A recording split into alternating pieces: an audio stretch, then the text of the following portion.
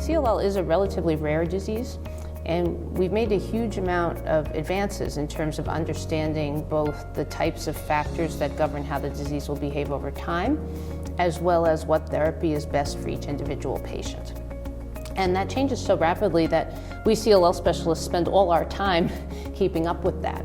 And so not all of the community physicians who tend not to see that much CLL are able to keep up with that. CLL is a rare disease, and while it is seen in the community, there are rampant advances in therapy of CLL and how we manage it. And management of CLL changes essentially every 6 to 12 months. New data comes out very regularly. So it is very important to get second opinions to understand what is the best approach to your scenario, to your CLL, how it is best to manage it. I think it's important to get a second opinion at a center which specializes in CLL. Because I think CLL is a disease which, a lot of things have changed in the last 5-10 years.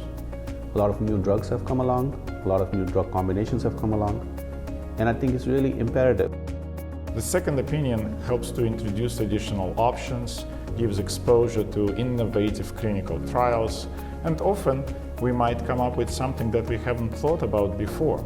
I always encourage patients to get a second opinion, even if they're seeing an expert in the field.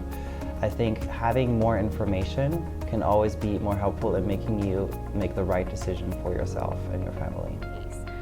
So I think that it's really, really valuable, especially if you're at those points in treatment decision making where you're going to select a new therapy, or if you're at your initial diagnosis, just confirming the diagnosis, to inform yourself and really get extra input on your case.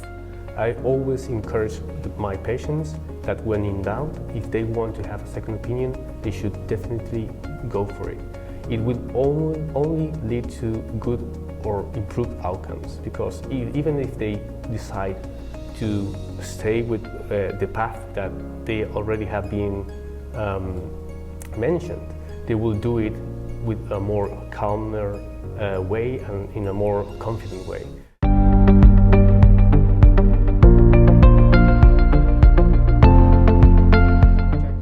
Most of the doctors are really happy to have the help and collaboration, and we're all happy to work together. So don't worry about there being concerns in that regard.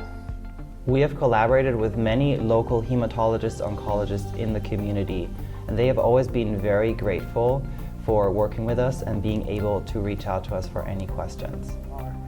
I think that getting a second opinion doesn't make doctors mad, doesn't make doctors feel less comfortable, doesn't make them feel like they don't know what they're doing, but rather medicine is such a complex field that we always appreciate having an extra set of eyes, an extra brain to try to manage patients, because at the end of the day, we all want the best for our patients, and if we can get the best ideas for each and every one of our patients, I think that that's the big win for the community as a whole. It is important to note that we as physicians never discourage second opinion. In fact, we encourage it every single time, because we learn from a second opinion by our colleagues as well. So I think it's really important that you seek second opinion, and I would say that most referring docs appreciate that input.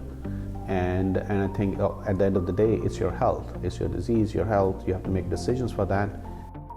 I think that as doctors, we really want to help you and your case, and sometimes one of the most helpful things to do is to seek another doctor colleague. So from a physician point of view, we really never get upset anyways when our patients ask a second opinion. We encourage them because it will only lead to better outcomes for everyone.